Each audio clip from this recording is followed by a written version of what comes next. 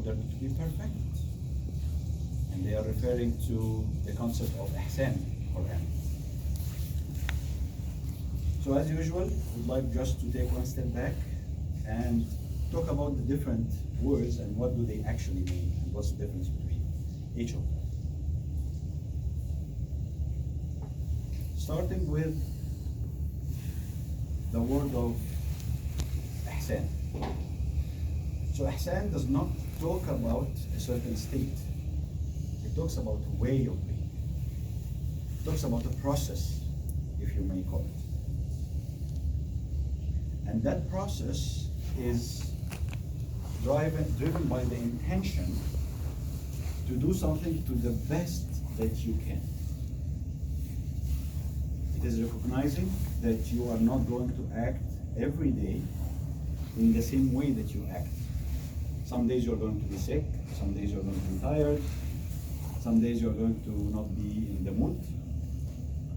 Whatever it is, but it is actually focusing on your different states, on how you performed yesterday, how you performed the day before, how you are performing today, and how you want to perform today actually is the question.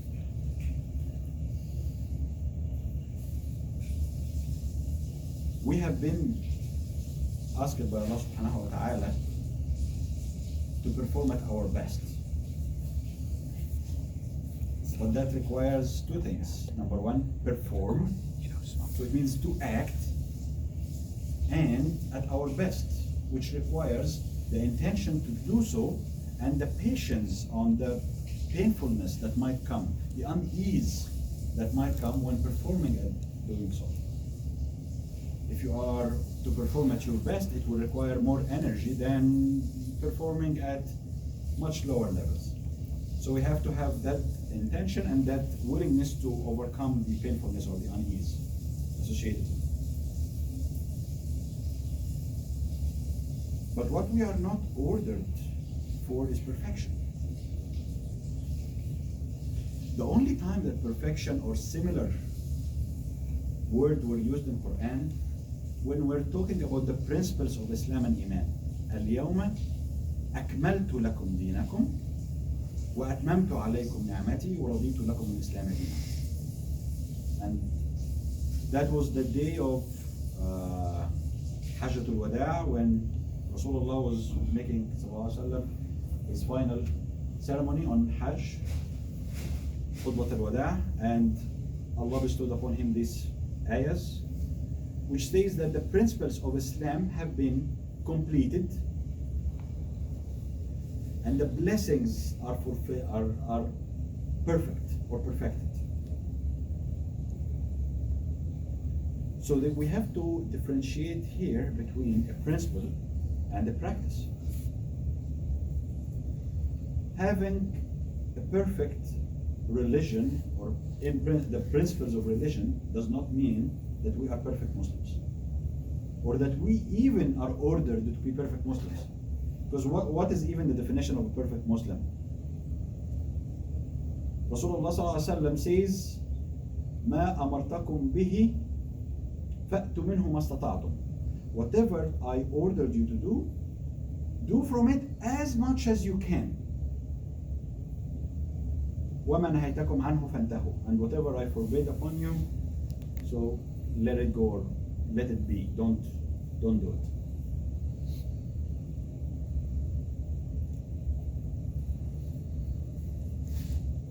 When you think about it, there is no such thing as a perfect human being. The very surah I just read, وَالْعَصْرِ إِنَّ الْإِنسَانَ لَفِي خُسْرٍ إِلَّا الَّذِينَ آمَنُوا وَتَوَاصَوْا بِالْحَقِّ وَتَوَاصَوْا بِالصَّبْرِ إِلَّا الَّذِينَ آمَنُوا وَعَمِلُوا الصَّالِحَاتِ وَتَوَاصَوْا بِالْحَقِّ وَتَوَاصَوْا بِالصَّبْرِ. If you think about the meanings of those ayahs, and even if you try to visualize it, it's like, you know, when you see some crazy people standing in the streets in those movies and they are looking at everyone and they're saying, you're doomed and you're doomed and you're doomed. This ayah or the surah is actually making the same claim. إِنَّ الْإِنسَانَ لَفِي خُسْرٍ. Every human being is in a state of loss. we're doomed, guys. But what is happening here is it explains what is required to be of the exceptional people that are not. And it does not talk about that perfection at all. It actually talks about believing إلا الذين آمنوا وعملوا الصالحات and doing good deeds. وتواصوا بالحق وتواصوا بالصبر.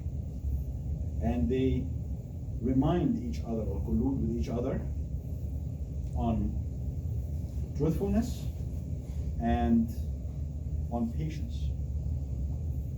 The four very important pillars to be out of those group of human beings that are kings. قولوا قولي هذا واستغفر الله لي ولكم فاستغفروه انه هو الغفور الرحيم.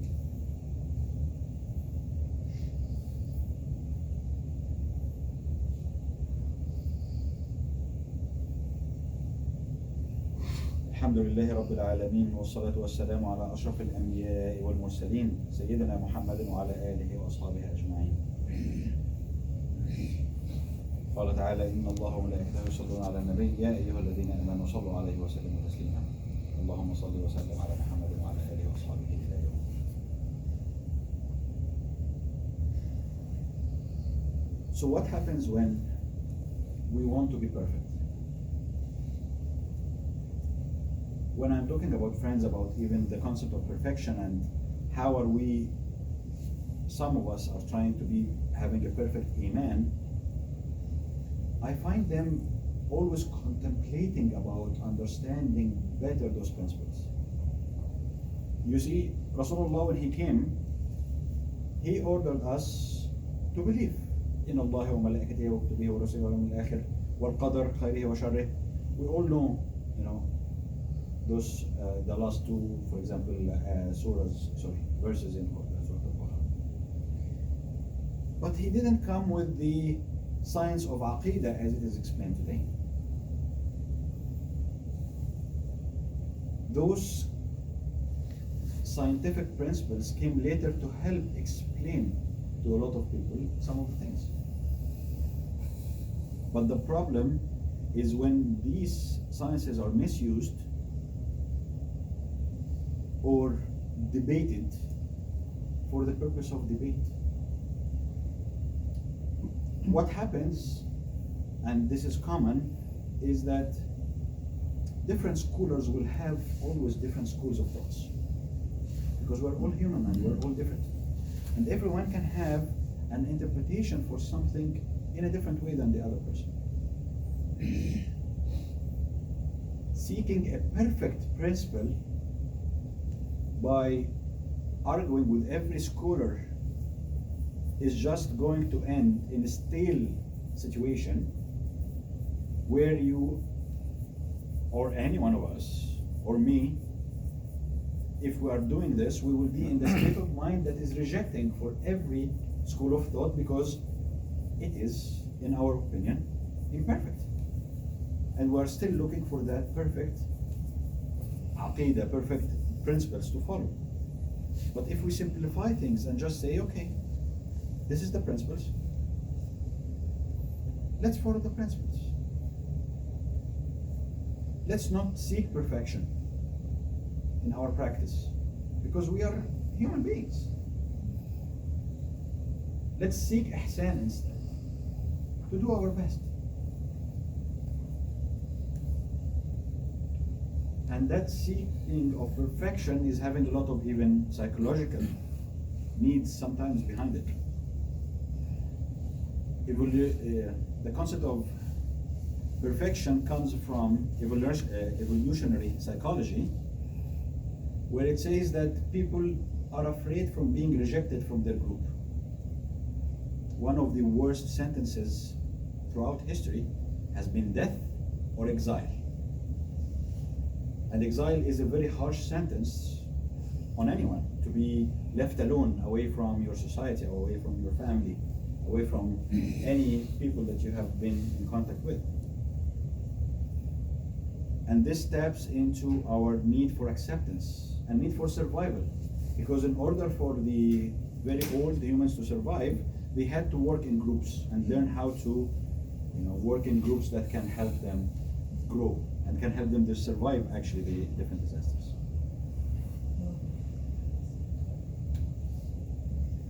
So you see, the main point is to be understanding and aware